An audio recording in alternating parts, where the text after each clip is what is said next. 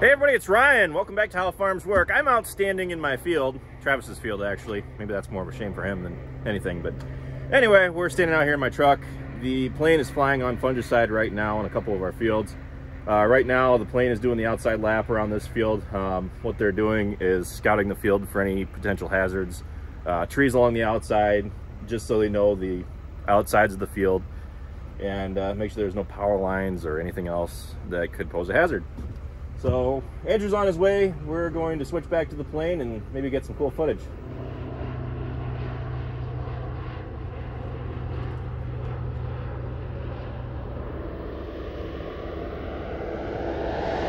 Okay.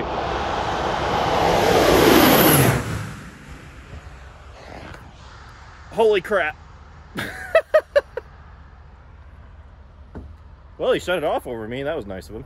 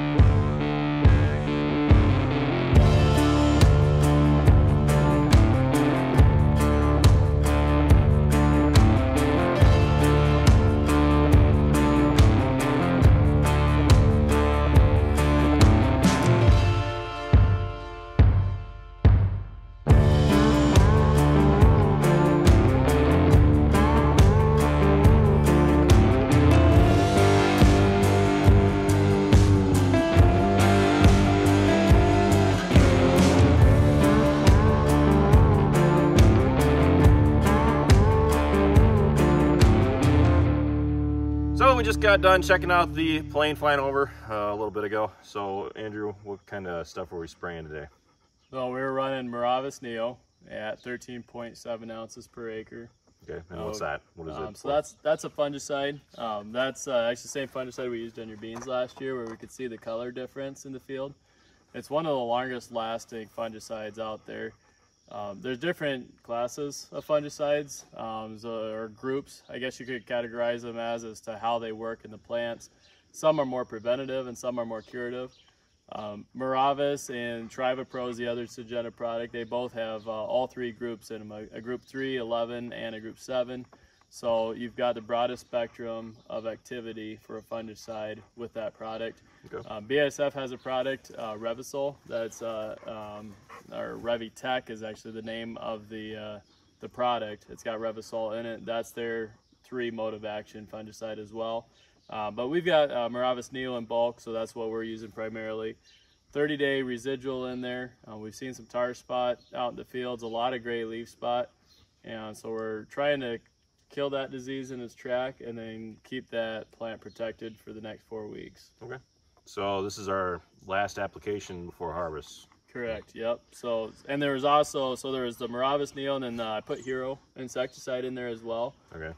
That's a 2 mode of action insecticide, and we're primarily targeting rootworm beetles and the jat beetles, anything that's going to land on the silks of the plant and clip them before the ear finishes pollinating. So the corn that we sprayed today was at the R1 stage. So the silks are on the ears, the pollen's dropping right now.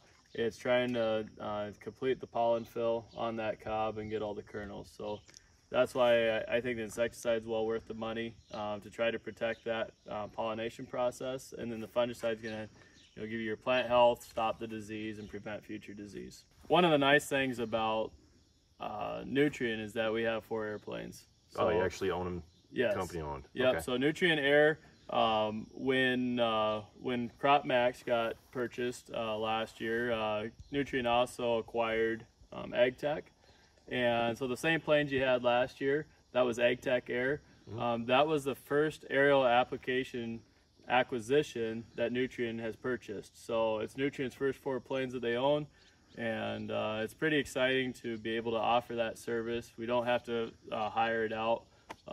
They are our planes. Yeah, that would be really nice because it saves costs hiring out, Yep. subcontracting to other people, Right, it cuts out the middlemen, and it's about quality, and if it's it's our company doing it, pretty much everybody within our company should really care about the job we're doing, because they know it's more than just the aerial application, it's the whole package that we offer to you. So yeah, I'm really happy that we still have the planes and offer that same service last year. And even when we were Crop Max, we were still associated with AgTech, and I'm really happy to be working with Nutrien. It's they are actually the largest ag retailer in the world.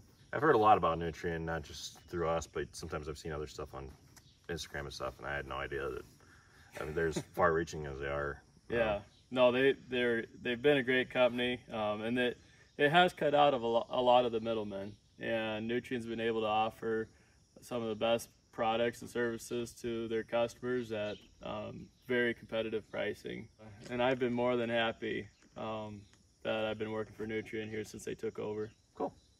Well, I'm really looking forward to seeing how the corn yields and the soybeans yield. I think that we're going to have a pretty decent crop this year. The weather's been pretty good, and so far all the stars seem to be aligning just right. So hopefully with this application, it kind of gives us a little bit more of a push. Well, and that's why I was really wanting to do this application this year, because we've got the yield potential out there. It's about protecting that. We got an email from our decal agronomist today showing over the past 10 years the crop maturity and how that's coming along.